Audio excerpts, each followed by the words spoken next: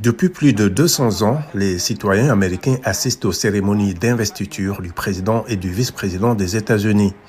La première investiture a eu lieu en 1789 quand le premier président George Washington a prêté serment au Federal Hall de New York, qui était alors la capitale fédérale des États-Unis.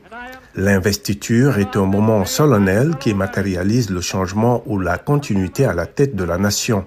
Le comité mixte du Congrès pour les cérémonies d'investiture assure que depuis 1901, et conformément au 20e amendement, il est responsable de l'organisation des cérémonies d'investiture du président élu et du vice-président élu des États-Unis au Capitole, qui est le nom du bâtiment qui abrite le Parlement. Selon le Conseil des relations extérieures, Washington est devenu la capitale du pays qu'en 1800, juste avant que Thomas Jefferson ne prête serment en tant que troisième président. Et depuis, les présidents élus ont prêté serment à Washington.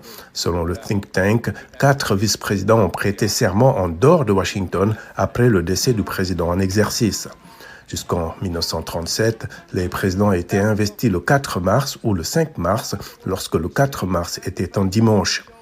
Le 20e amendement de la Constitution ratifié en 1933 a déplacé le jour de l'investiture au 20 janvier. Selon le Conseil des relations extérieures, le seul président élu à n'avoir pas été investi ni en janvier ni en mars est George Washington. Sa première investiture a eu lieu le 30 avril 1789. La cérémonie d'investiture de Donald Trump de ce lundi a été déplacée à l'intérieur du Capitole en raison du froid polaire qui s'abat sur Washington. Il s'agit de la deuxième investiture organisée à l'intérieur du Capitole en 40 ans, après celle de Ronald Reagan en 1985, lorsque la température dans la capitale fédérale américaine était de -13 degrés Celsius.